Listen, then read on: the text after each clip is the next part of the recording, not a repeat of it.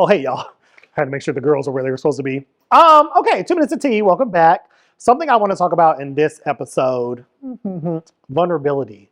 Okay? It is a superpower. It is something that is the great equalizer. When you let down your walls, when you let down your guard, other people are able to do the same. We're able to connect, build a real intimacy. Don't be afraid to be vulnerable. You're trying to get to know someone. I know, we want to play it cool and keep our cards close to our chest, but vulnerability is wonderful. It increases the chances of you really being able to make a genuine connection with someone, and everyone wants to feel a little less anxious. We want to be all a little at ease. I know I love to take my wig off when a man is like, this is my shit. I'm like, well, here are my bags as well. So yeah, cheers to vulnerability. I know you can do it. I'm rooting for you, and enjoy the episode.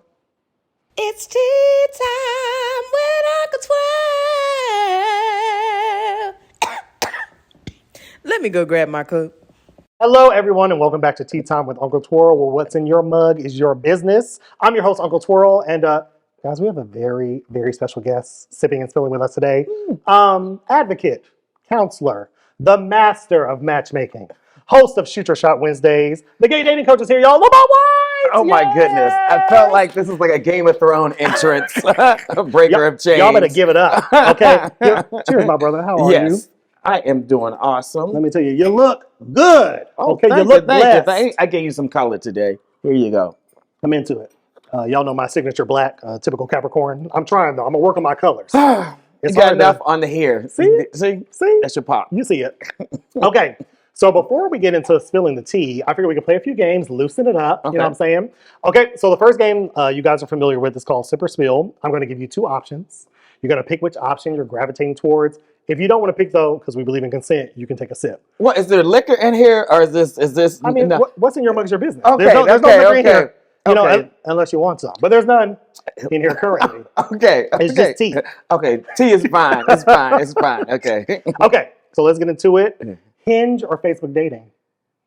Facebook dating, I would say, is better than Hinge. Agreed. Yes. Yeah. I like that it shows you mutual, so then I can vet if you're crazy. Yes, 100%, because your next husband is probably a friend of a friend. See? And Facebook dating app does that. Yes. Very good.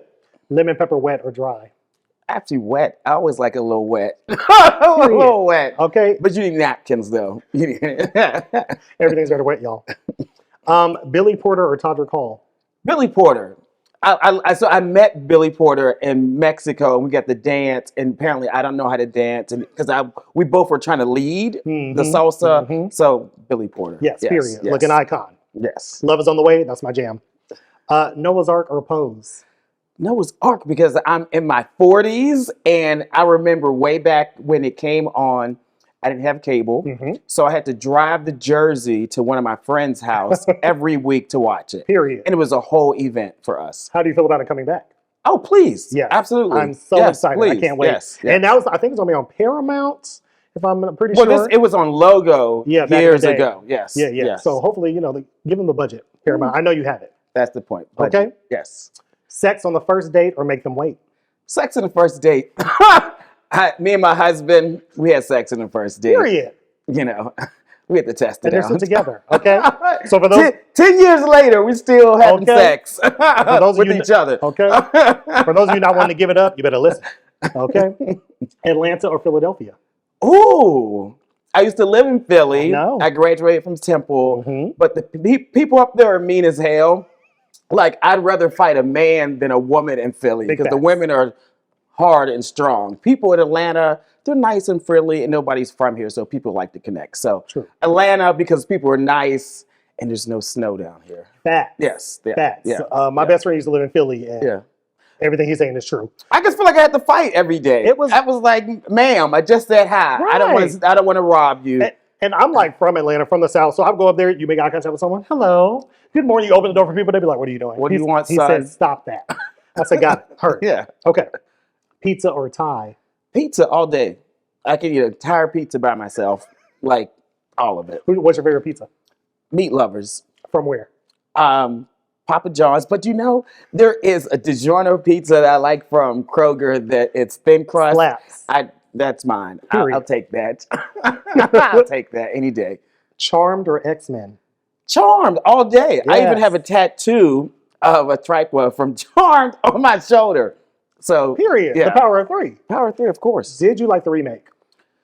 I got into it, but there's nothing like the original. I thought they tried to be too DEIA, diversity, and pull any and everybody in, and it just didn't click. It did not get. But I did support and watch. Yes. Yeah. We love DEI, but make it good. Yeah. Please. Yeah. R.I.P. to Shannon. Yeah. Saw or The Color Purple? Oh, depends on the mood.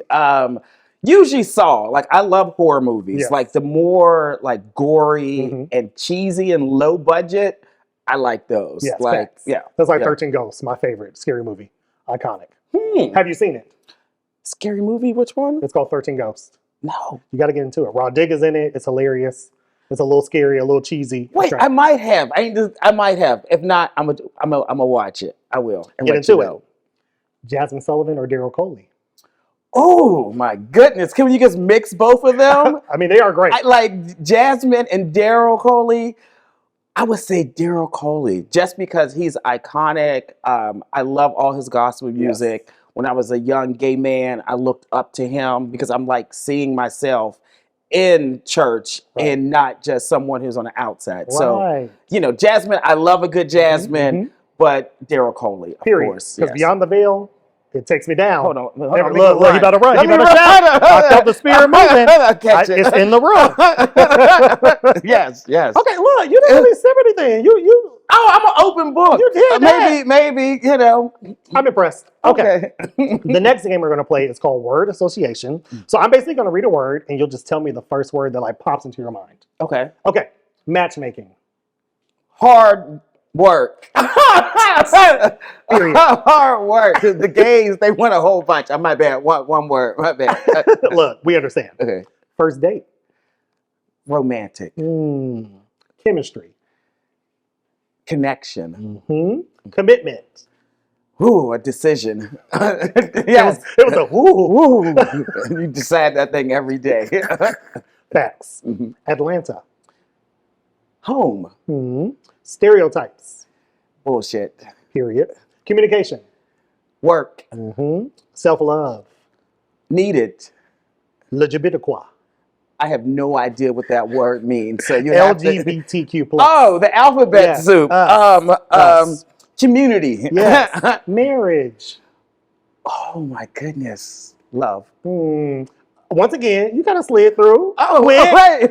Okay, doing it. Okay. Period. Okay, now this is the last game we're going to play. Okay. It's called Would You Rather. So I'm going to read 2 Would You Rathers. I might sip on this one.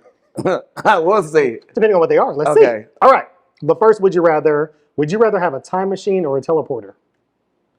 Time machine. A lot of things I want to go back and fix and make some coins and decisions. Yes. Anytime people are like, time machine, I'm like, I would go back, of course not to when black people were doing poorly, but like Netflix would have been, invested in that. Bitcoin would have got on that sooner. No, I probably would have went back to before slavery and warned the blacks and said, listen, put a whole fort around this whole continent and kill every last one of them if they step foot on here. Okay. But wait, you might have to edit that.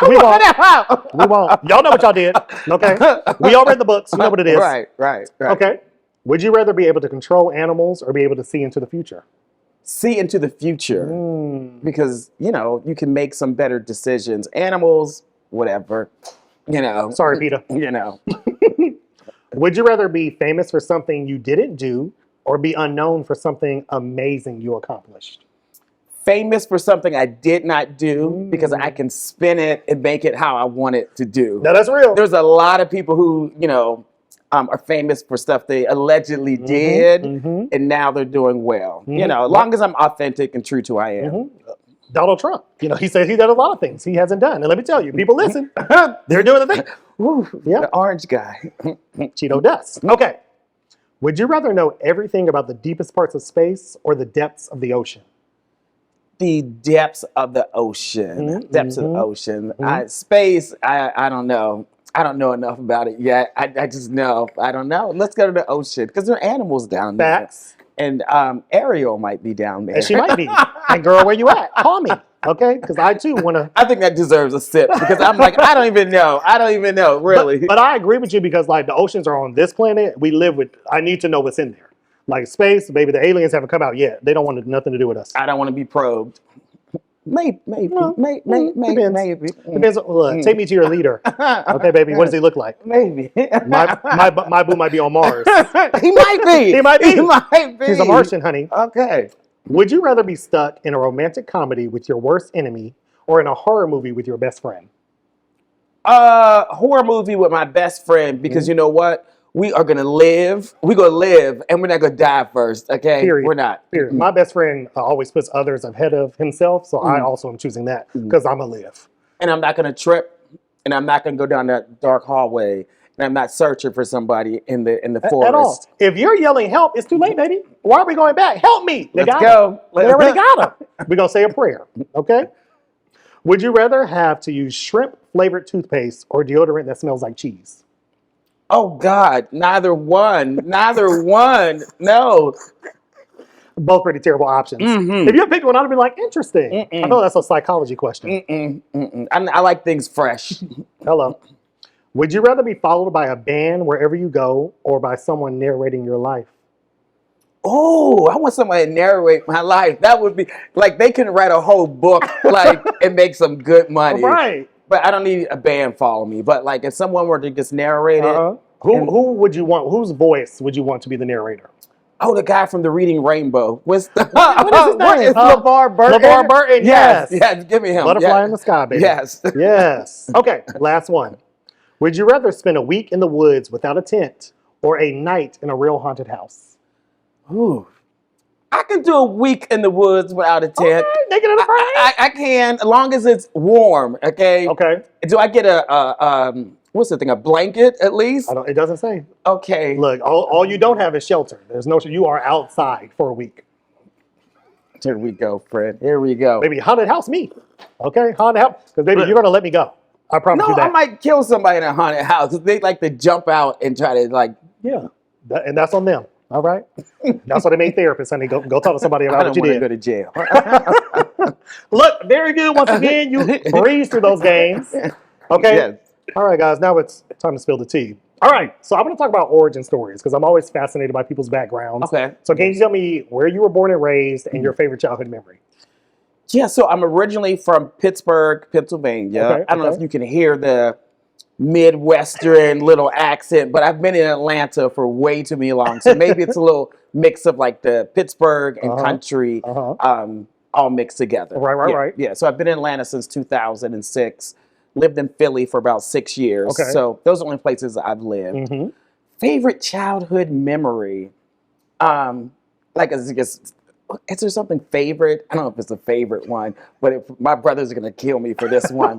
But it stands out to me. So, we're from Pittsburgh. So, in Pittsburgh, when we go like for vacations in the summertime, we go to Myrtle Beach. Gotcha. That's right. We drive down there. Mm-hmm. So we went down there. My dad, my mom, all my siblings. There's 6 of us. Okay. And I'm a triplet. I have 2 other brothers who same age, look just like me.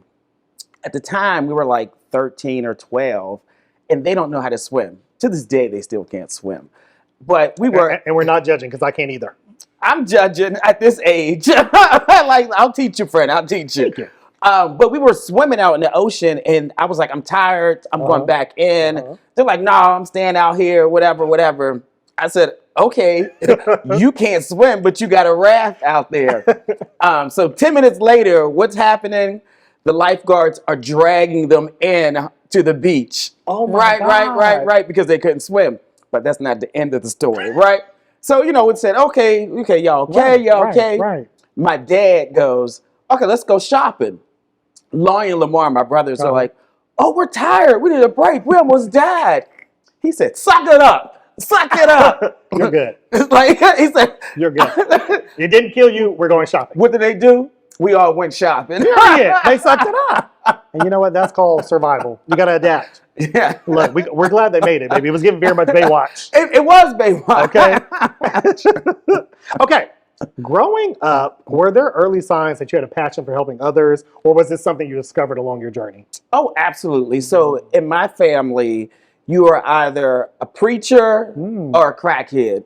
And there's no in between, okay? There's no, like my parents are deacons, my older sister is a minister, aunt to bishop. Like when I say like Right. we Praise the were Lord. raised up in the church, Uh-huh. and so I thought I was going to be a minister, like literally, like that. I went to Bible school, everything, all that. Wow. So it's been ingrained, taught, trained to help somebody. Right. So I was like either a minister, a therapist, and I ended up as a dating coach. Look, let me tell you something. Yeah. Still helping the people. Okay? Actually, still 'Cause helping we the need people. it. Yes. Okay.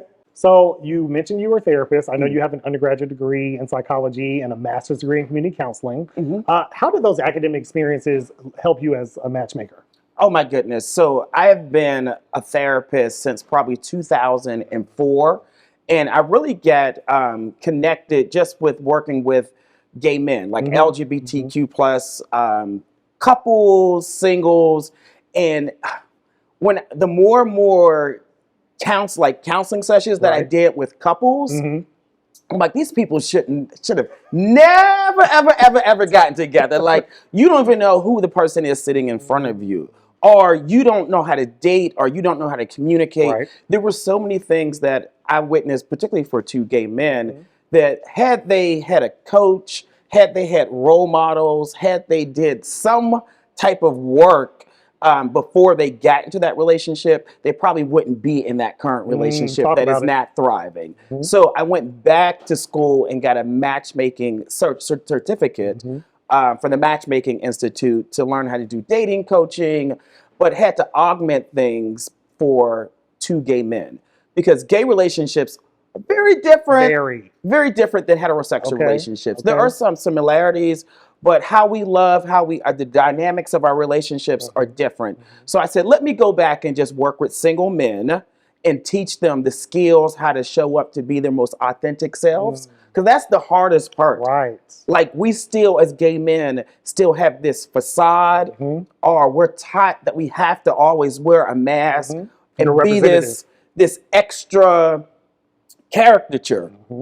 And not just who we are. Because on TV, we see like these grandiose individuals or these DL individuals. And we're like, no, where's the authentic person? Like, where is the real gay man that has nuances in their lives that we really connect? So that's why I switched to doing dating coaching and matchmaking. Let me tell you something. You're doing the Lord's work. Okay, because baby, it is work. Okay, because for those of us who are out here dating, y'all know what it's like. Okay, yeah. So thank you for your services. Yeah. So in a world where dating has changed so much, what was your personal journey like with relationships growing up? How did that shape your outlook? Yeah. So when I look at all the different types of relationships that I got to witness, primarily my parents, like that was my first type of relationship between two people that loved each other. And I don't know what it is, and you might, relate, but the gay son always gets TMI because your parents look at you and they say, there's something a little different about you. There's something unique about you. So they will share the nuances and some of the most intimate things that they would never share with some of their other children or even some of their friends. So I think my parents, we built that type of relationship even when I was young. My mother would share certain things. My father would share certain things. And I'm like, did you talk to your other siblings about this, my siblings about this? They're like, no, they can't handle this, right? Right. So I got to see the good, the bad, the ugly of their relationships. But the thing that I loved about their relationship is that they decided that they were going to put work into it. It was commitment. There were times that it was absolutely awesome. There were times that it was not so awesome. Right. And they would apologize. I got to witness that. I got to see what forgiveness looks like. I got to see what change in a relationship looks like. Right. I got to see what growth looks like. And I think for me, that has been a blueprint for my relationship, but also just helping other people to navigate those types of romantic relationships. Right. Even though it came from two heterosexual people. I think it's so important modeling behavior. We don't talk about that enough. Like I try to tell people, like if you are going to be a parent, you decide to bring children, pay attention. They pick up, they're watching. Listen, they will sit back and just be like, "I hear you, but you lied. Right? You lied because you said you was here, but you was there." But especially how you were treating each other. They are mimicking that behavior, and a lot of y'all cut it out, because then you're sending that hellion out here and we got to deal with them. We don't want it. Okay? So, but yes, I love that. The modeling. And so one of the things you mentioned, I love seeing Black gay couples sharing the nuances of their relationships. Facts. However it is, whether it's a monogamous relationship, whether it's an open, whether it's agreement, whether it's age different. Like, I like seeing that, because we need more models, role models, so that we can say, let me learn from that, or that's the type of relationship that I want. And growing up, I didn't see that. Right, at all. I remember the first time, I think I was 16, and Karamo was on Real World. And I had never seen a Black man that like looked like me, dressed like me, from like a city that, you know, when he came out, I was like, I remember I slammed my door and I turned the volume down, but I was like, it's just, you didn't have that kind of representation. It was life-changing. Yes. I remember, actually, I lived in Philly while they were recording some of those episodes. Yes. No, just representation matters. Okay, guys. So you mentioned you were a triplet, and you know, some people say that multiples have like a special bond. Like sometimes it's almost like psychic. And so I was curious if like you can sense things about your brothers, or if they can sense. Do y'all have a power? Is the power of three real? We are not the power of three. We are not. However, we are probably inappropriately too close and communicate too much. However, over the years, it wasn't always like that. Gotcha. When I first came out of the closet, one of my brothers was like, okay, whatever. The other was pissed. He was pissed because he said, we're supposed to tell each other everything. And you've been hiding this from us for like however long. Right. So he was pissed. And then once I was like, I explained to him my fears and me coming out, he was like, oh, okay, cool, like whatever. The one that was like okay with it, like when I first told him, eventually started to say that I needed to pray it away and come to me with Bible scriptures and all these types of things and blah, blah, blah. And I'm like, wait a minute. We all grew up in the same church. Right, talk about it. I was the one who was going to be the minister. So I know these scriptures, friend. I can just quote them to you. So we didn't talk literally for years. Oh my gosh. Because I gave him a choice. You can have a gay brother or you cannot have a brother at all. And we decided that we would stop communicating for maybe 2 or 3 years. Like family events. Sorry to this man. Don't even look at me, because that's how the level of respect that I demanded. It wasn't that you had to agree with it. Right. But you don't need to be coming telling me you want to pray for me. Yes. You don't need to voice your opinion to me. Keep your thoughts and your views over there. Hello. And we can survive. Fast forward to 2020, he actually emceed my wedding reception. I'm not gonna cry. That's really beautiful. Like he like literally emceed, because he said, you know what? He had to do his own soul searching. I had to give him time to ask me questions, time for him to process it, time for him to say, you know what? I'd rather have a brother. I'd rather have a gay brother than no brother at all. Right. Especially, I can imagine y'all being trips growing up so close. That had to be like a hard thing. And I try to tell people, because I remember coming out, like, you know, sometimes you have family members that you go through that process, but everyone has their own coming out journey. It may be something that you have been, you know, you're in the closet, you've been in your closet, you've been deciding, and then you come out. You have to give people time to kind of go on their journey of understanding. And so, when I say time, it is time, because we as gay men, we needed time for us to realize all of this, to ask questions, to accept it, to have conversations with people. We have to give our family members, our friends, the same grace. But I'll put it, but you demand respect. And when I say there's a level of respect, it's if you got something negative to say, you keep that shit to yourself. Quiet. Like way over there. Yes. Keep it cute or put it on mute. Right. Okay. Right. I don't want to hurt your feelings. Okay. So you've mentioned about stereotypical masculinity in some of your content and how it can keep gay men single. Can you expand on how this manifests and how you advise clients to navigate these pressures? Yes, all the gays want the trade. Everybody wants ultimate masculinity. Like they're like, if he has a hint of some sugar in him, they don't want it. Right.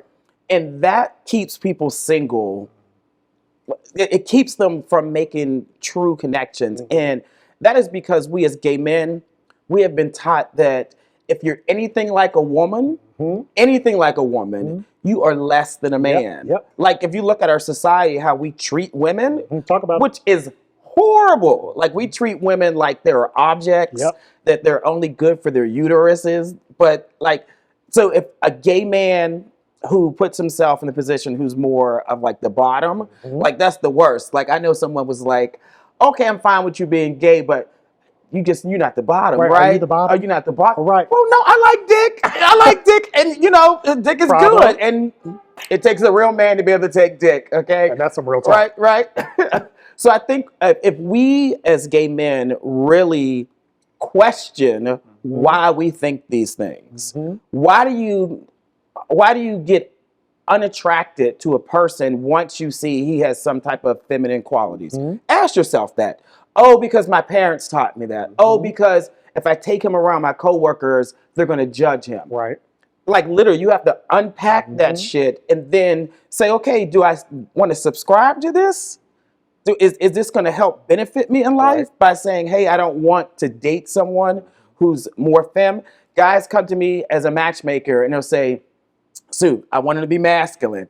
And I'll be like, but ma'am, sir, look at you. Have you looked in the mirror? That part. Like you want someone that does not possess the qualities that you have and not shame you for the qualities that you have. I think if we just open up our horizons and just be more open to different things, I think we'll find compatibility. I think we'll find love. I think you'll find attractiveness. I think you will find you can get horny for a guy who's more femme. There are femme tops out there who are winning. When I say winning, baby, like, you know. Yeah. But it's like pleasure has no real like correlation with like how you present, like what you wear, how you act. And what's unfortunate, especially because I always think about like how straight men have to constantly prove their heterosexuality. It's exhausting. And especially because the bar is moving constantly. Like what is masculine is not the same that it was in the 50s or the 60s. It changes constantly. Trying to keep up with that is exhausting. Yeah, a straight man, he can't even cross his leg without being called gay. Like he can't even wipe his ass without being like cleaning it without being called gay. Like, and I think our society just puts so much weight on mannerisms. They put so much weight on what a real man should be.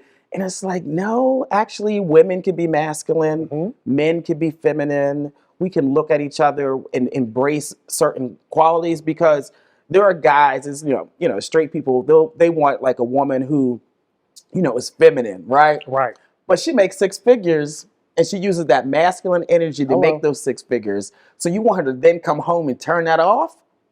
What? What? Well, then she ain't working then. She ain't working. That part. Same thing with the gays. I feel like just shed away some of those things that we have as far as like expectations of if you're the top, you have to have this level of masculinity. Right. Or you have to be this height. You got to be the breadwinner. Or you got to, no. Yes. What I will tell you, and this is not my opinion, this is based on the data and also my experience with matchmaking. Gay men, we value independence. Facts. A gay man does not want to have to take care of another man. Say it again. I don't think I heard you. He does not want to have to take care of another man. Hello. What he wants you to do is be able to, however you provide for yourself, whether it's $30,000 a year, he just doesn't want to have to pay your bills. You need to show up and just be your most authentic self, be connected to your passion. And they don't want to date potential. Facts. Because I think that gets a lot of us effed up. The potential sometimes never happens. Talk about it. And then you're stuck because you're like, oh well, he's been in law school for 30 years because I was going to marry a lawyer. Also, no shade. If you think lawyer equates to money, it's a lot of broke lawyers. That's not.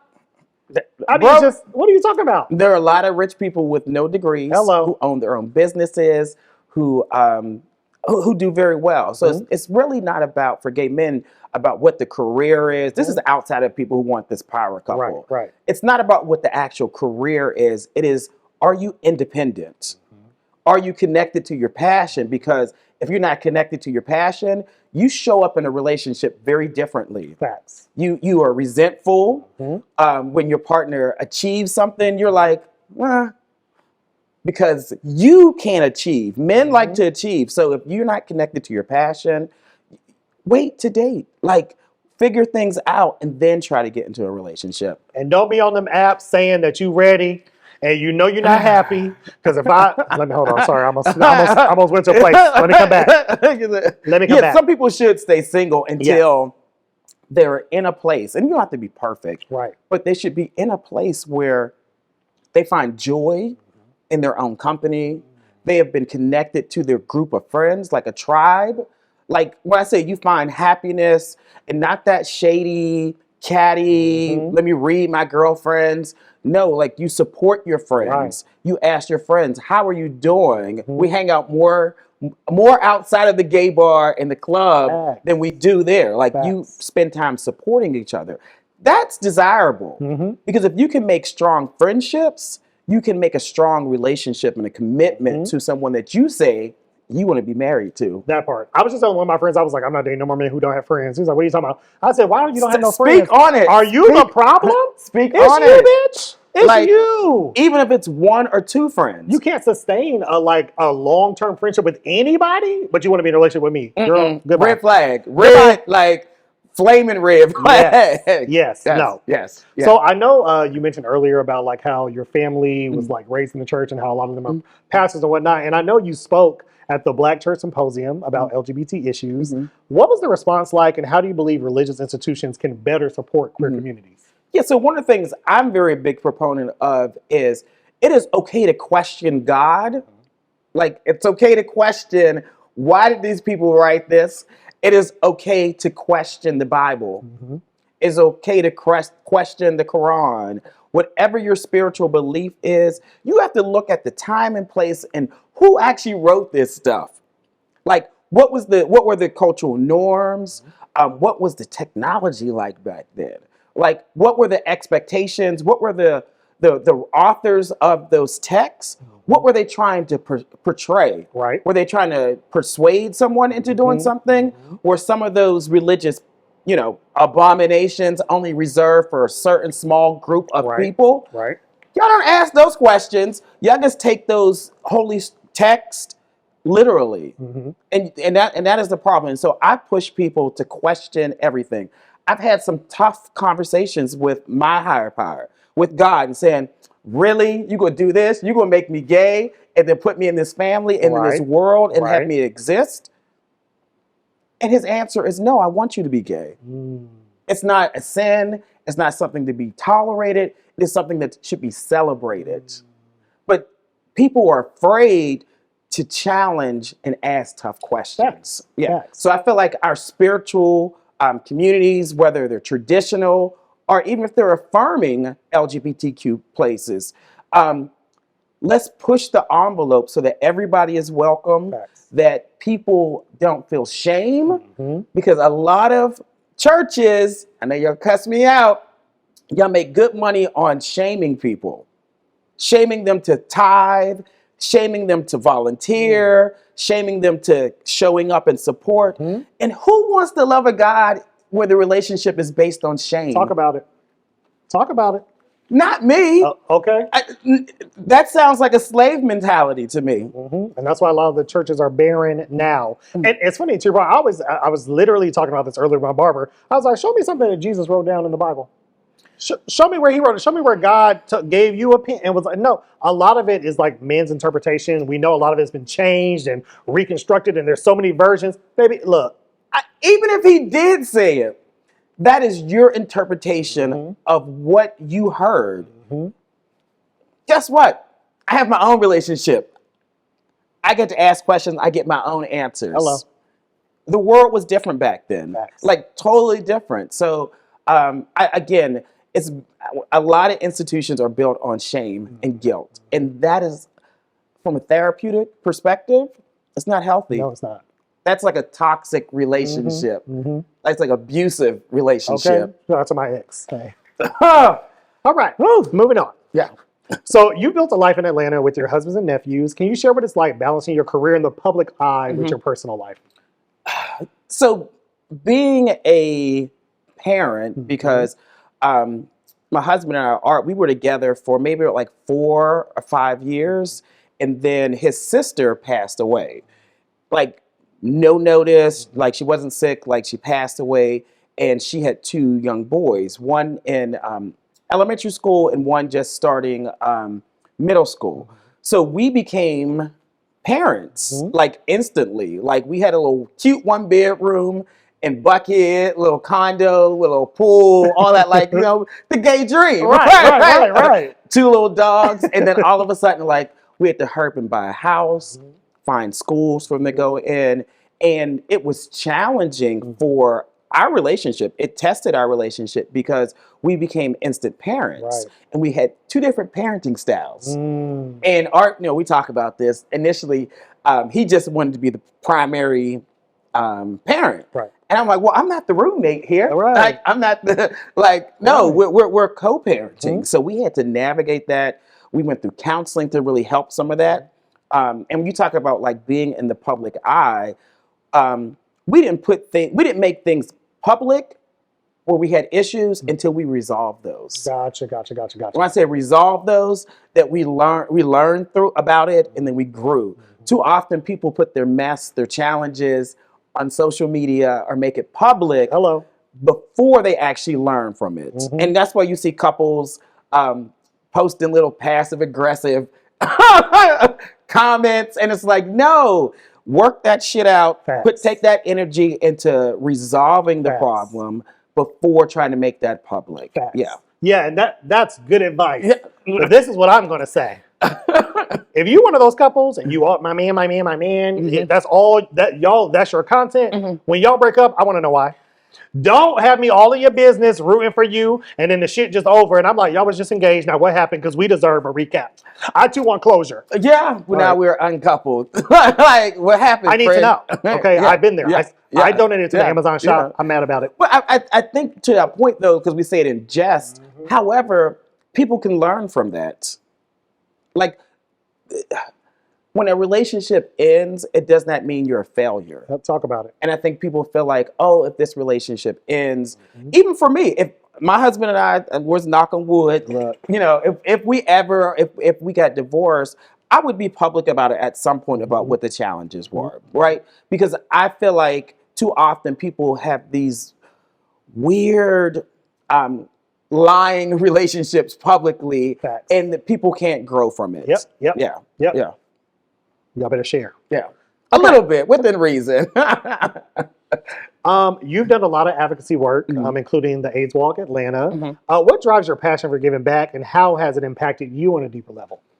So when I first became a therapist back in Philadelphia, I was 24, 25, and my first job was working at a day program with LGBTQ plus people, but the majority of them were gay men, and they were living with HIV.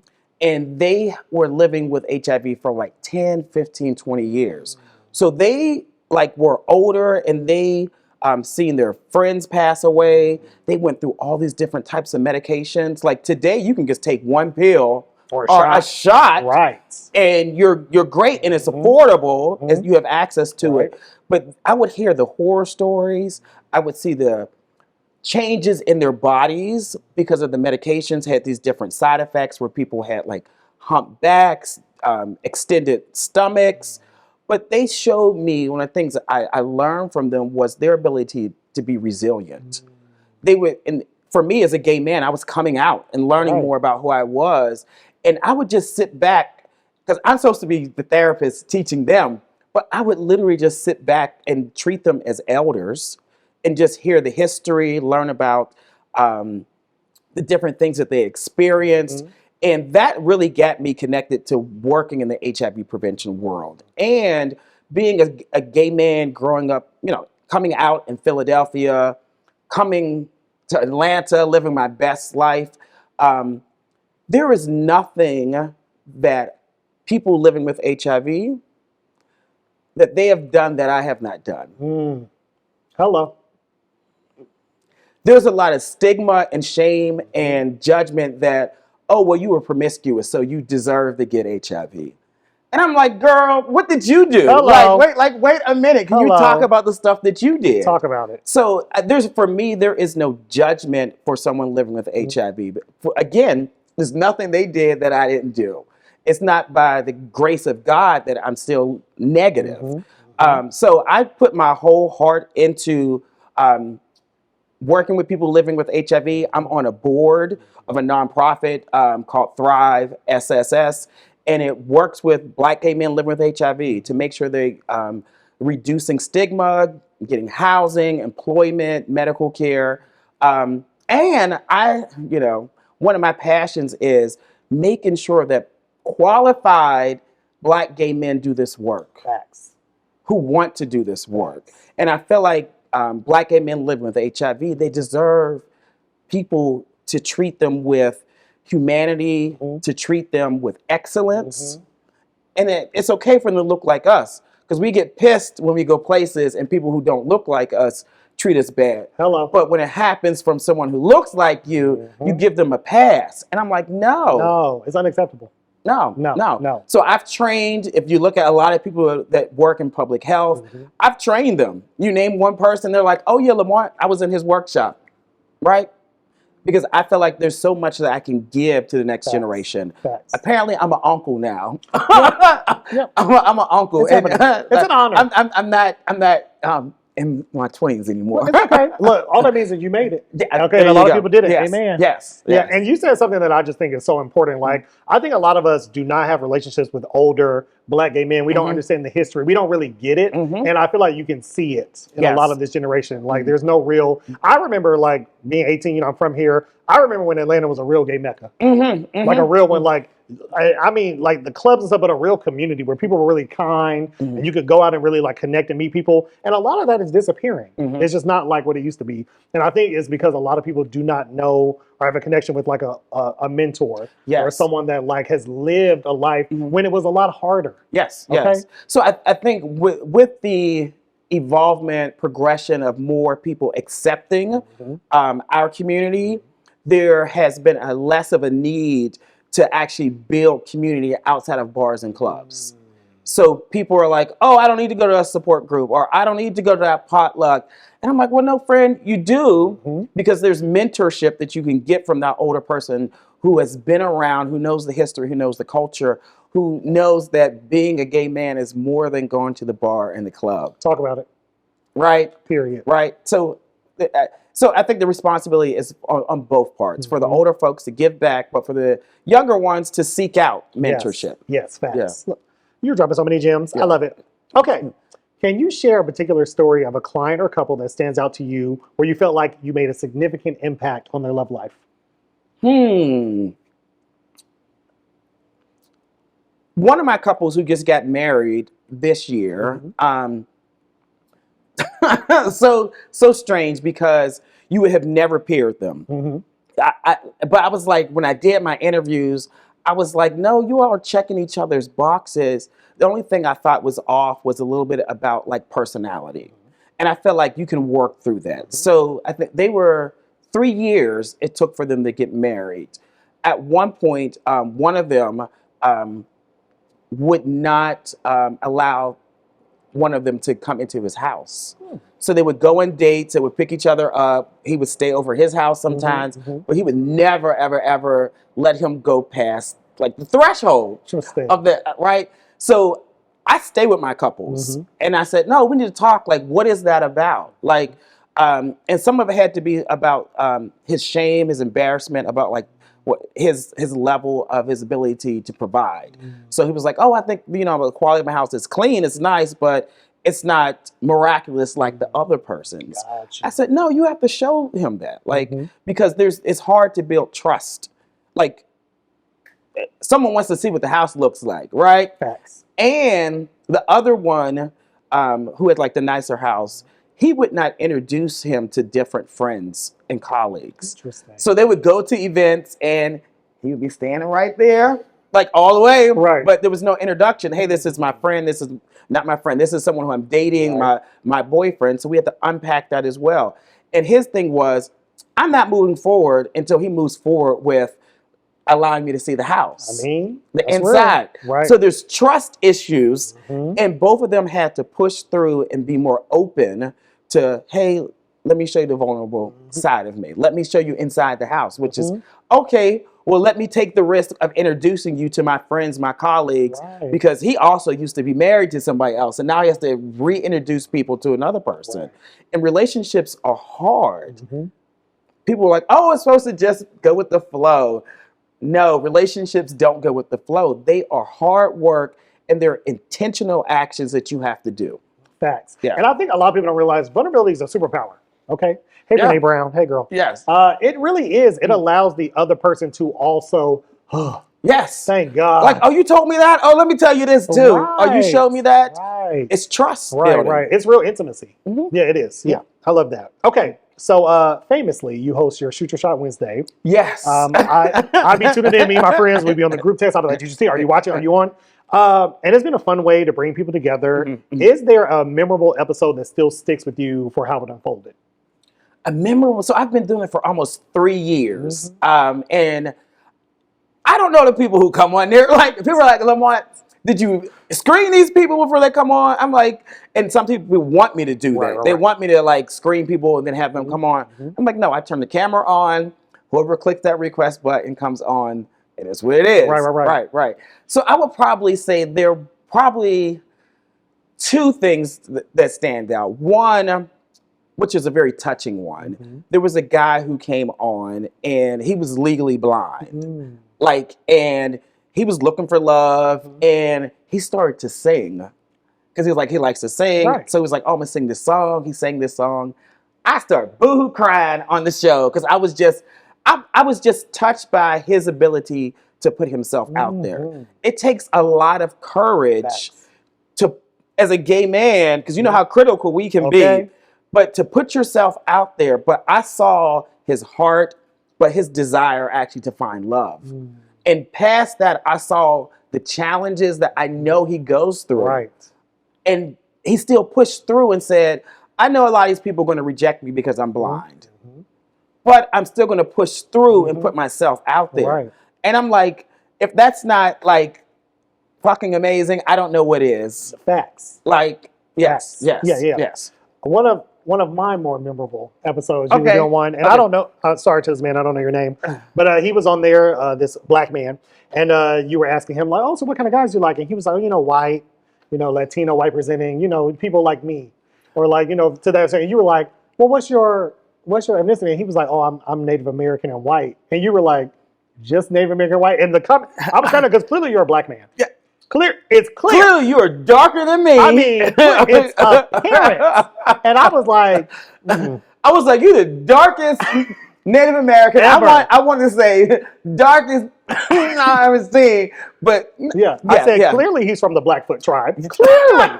It's apparent. That is his tribe. I'm like, y'all don't see it? It was hilarious, but it just very illuminating. Like, sir, you're a Negro, like the rest of us. If y'all have not seen Shoot Your Shot Wednesday, you're missing out. Baby, it's great.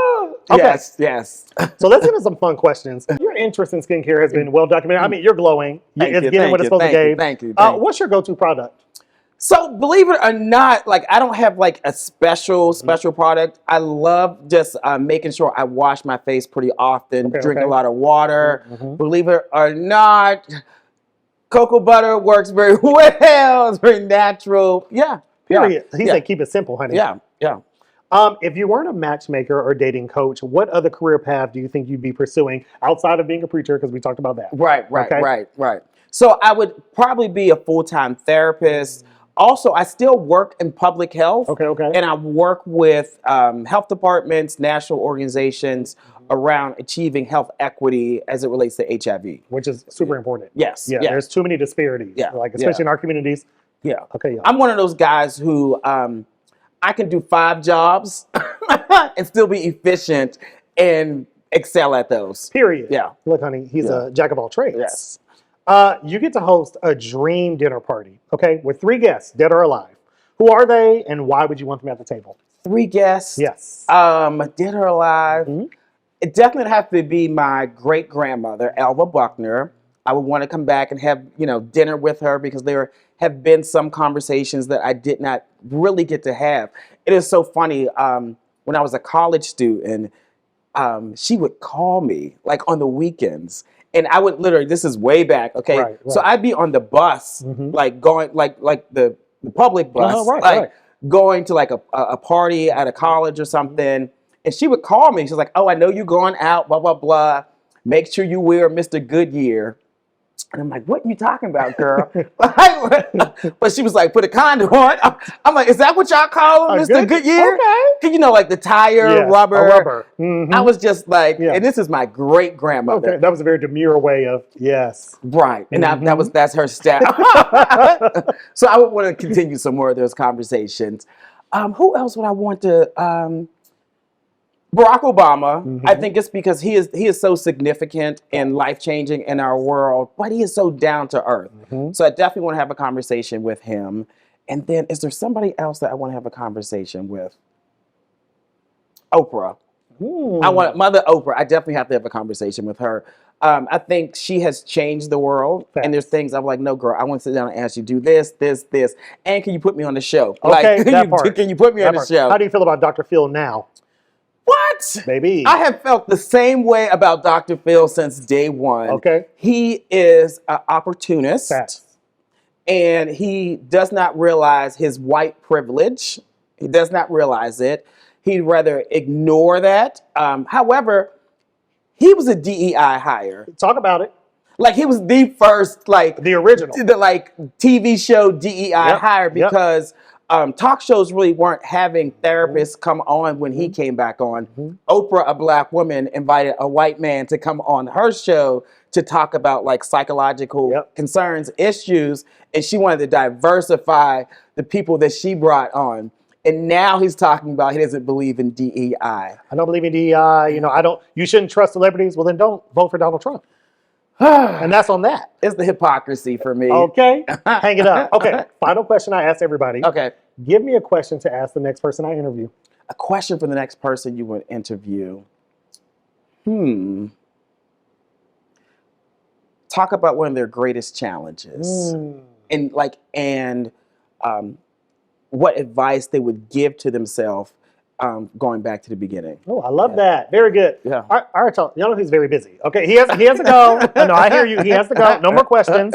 Lamont, where can the people find you if they want to reach out, connect? Sure. So if you're looking for me on social media, you would go to The Gay Dating Coach, Facebook, Instagram, YouTube, all that. However, if you're serious about matchmaking and dating coaching, you would go to betterwaytomeet.com. That's the real work that I do. Real work. A lot of the social media stuff I do for fun. It gives back. But I spend my days working with men, gay men, to be their most authentic selves.